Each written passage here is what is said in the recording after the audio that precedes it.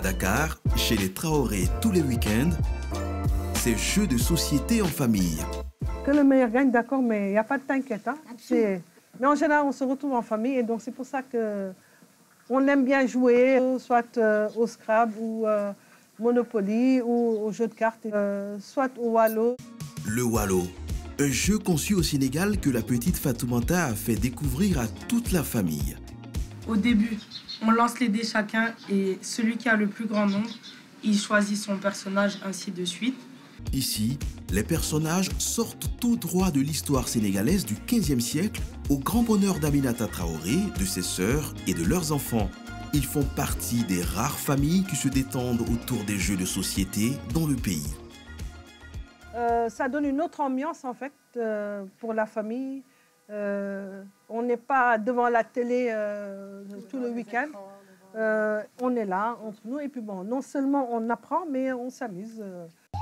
Des jeux de rôle, des jeux de cartes pour jeunes de 7 à 77 ans s'invitent désormais dans vos soirées en famille. À l'ère de TikTok et des smartphones, une start-up se lance dans l'aventure et démarre toute une gamme de jeux 100% sénégalais.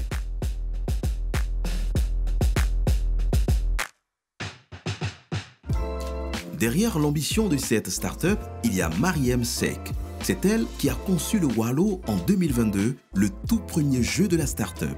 Ce matin, à cette vente privée, Mariem et ses équipes se sont donnés pour seule mission de parler de ces jeux.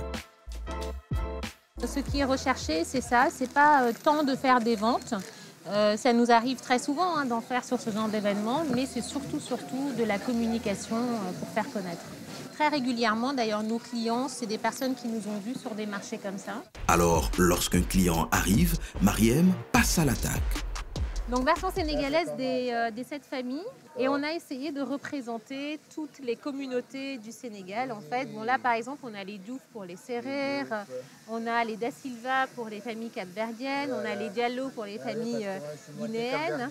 Ah voilà, vous voyez, donc vous êtes quand même représentés. Son argument choc, ces jeux vous ressemblent.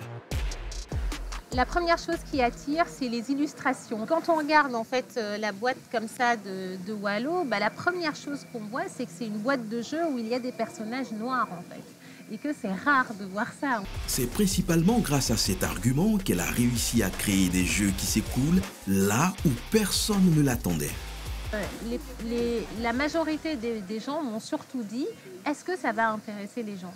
Voilà, c'est-à-dire que moi, j'avais plus des doutes. C'est-à-dire on me disait, mais tu vas investir de l'argent là-dedans, mais est-ce qu'il y aura des acheteurs en fait ? Parce que les gens ne vont pas forcément consommer un jeu qui est sénégalais parce que c'est trop... voilà, ça ne ressemble pas à quelque chose qui a déjà été fait. Pour chaque jeu, les investissements peuvent aller jusqu'à 7 millions de francs CFA. Des foires comme celle-ci permettent surtout à Mariem de justifier les prix de vente auprès de ses clients. Il y a le jeu, déjà la conception du jeu. Ensuite, il y a l'illustration. Il y a les tests, parce qu'il faut tester longtemps le jeu et avec beaucoup de gens d'abord. La correction. Il y a l'infographie. Il y a le prototypage. Il y a la fabrication. Et enfin, il y a l'acheminement. Et derrière ça, il y a la communication, il y a les points de vente qu'il faut trouver, donc toute une équipe de commerciaux, etc. Et c'est là qu'on aboutit à ce prix de vente. Malgré les prix contestés, en quelques mois seulement, la marque a réussi à écouler plus de 1000 boîtes pour le Wallo, vendu à 19 000 francs CFA, et plus de la moitié de la production de son deuxième jeu, les 9 foyers du Jolof, vendu à 5 000 francs CFA. Alors, la start-up développe un nouveau jeu. Direction cette école qui appartient à Mariem et à sa sœur Aïda. Dans la salle de conférence, les patronnes de la start-up, Jeux du Sénégal, travaillent à agrandir la gamme. Le jeu, c'est un jeu de cartes, voilà, qui est constitué de 160 cartes à peu près, mais on ne va pas toutes les illustrer, on va illustrer 25 cartes. Mariem et sa sœur Aïda veulent relever le défi d'un divertissement 100% sénégalais. Ce matin, l'objectif, c'est de trouver le style du nouveau jeu. Moi, je voulais aller sur un style plutôt réaliste. Alors, je ne sais pas ce que vous en pensez tous autour de la table, parce que je sais que le style jeu vidéo marche bien aussi. Voilà. Moi, je n'aime pas trop le style jeu vidéo. D'accord. On s'en doute. Oui, on s'en doute. On s'en doute. Enfin, on a toutes les générations autour de la table. On a toutes les générations, je suis la plus vieille génération. Mais moi, j'aime bien le style réaliste, comme j'aime les bandes dessinées réalistes. Ouais. C'est de la même façon que j'aime bien les cartes réalistes. Ouais. Avec l'illustratrice en ligne, il faudra trouver les couleurs, les formes, les vêtements qui plairont aux futurs joueurs. Voilà, un truc vraiment assez stylisé, avec des couleurs bien chatoyantes. Même si on adopterait un fond blanc avec juste un tout petit peu de fond sur leur réalité peut-être. Je veux dire, si on prend par exemple une vendeuse de tchaf au marché, bon, ben voilà, qu'elle soit sur son décor, mais pas tant de décor que ça. En plus de l'histoire à raconter, pour un jeu de société, le visuel, c'est primordial. C'est d'abord ça que le client achète. Ils ne vont pas du tout s'intéresser de prime abord à comment on joue à ce jeu. Ils vont d'abord être attirés par la boîte. Si je prends l'exemple de Wallo, par exemple, qui était notre tout premier jeu, ça a été notre premier... quand on a reçu le prototype, notre première réaction, ça a été de se demander est-ce que les clients, enfin, est-ce que les futurs clients vont adhérer à ce style de dessin. Et ensuite, c'est d'ailleurs, on a même décidé après, dans un deuxième temps, de changer un petit peu, de modifier un peu les dessins. Des visuels de qualité permettront au jeu de se mettre au niveau de ceux qui sont importés. La prochaine étape pour l'équipe de jeux du Sénégal, c'est de marquer le côté local de leurs produits.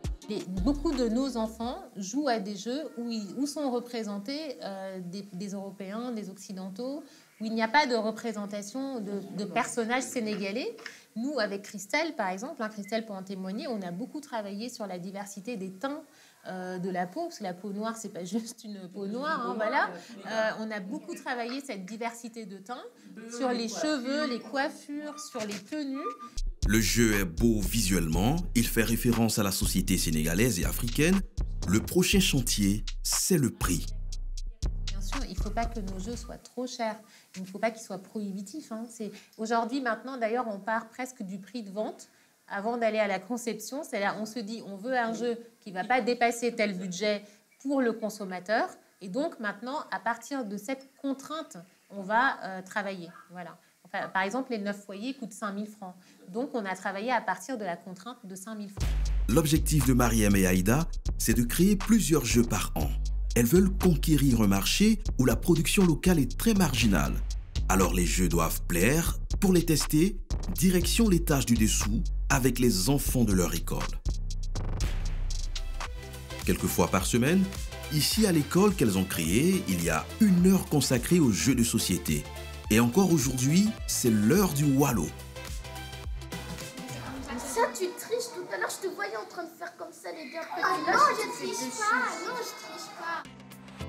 Tous ces enfants connaissent les règles du Wallo par cœur. Ils y jouent depuis des mois. On peut négocier. Négocier, oui. Attaquer. Attaquer. Comment on attaque? On prend du 3D. Oui. Si on a beaucoup de fusils, beaucoup de guerriers, on peut prendre le dé bonus. Oui. Si j'ai plus de points que mon adversaire, je peux prendre 3 choses, c'est lui. En plus des enseignants classiques de l'école, pour développer les capacités cognitives des élèves, l'école a recruté des animateurs jeunesse comme Massialou pour des moments de détente autour de ces jeux de société. Quand on a une petite pause dîner, on vient au zoo avec les enfants pour qu'ils se détendent, pour qu'ils aient des stratégies, pour qu'ils comprennent bien l'histoire. Et les élèves ont été les premiers à tester le jeu avant même qu'il ne soit mis sur le marché. La start-up savait qu'il serait difficile de faire acheter ses produits à des parents qui n'ont pas la culture du jeu de société. Elle a fait le choix de passer par les enfants. Les enfants trouvent du plaisir à jouer aux jeux de société parce que c'est un jeu de stratège, un jeu de déduction, un jeu de...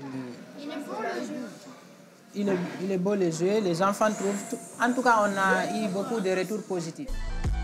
Les retours positifs dont ils parlent, ce sont également les ventes que les enfants ont suscitées auprès de leurs parents.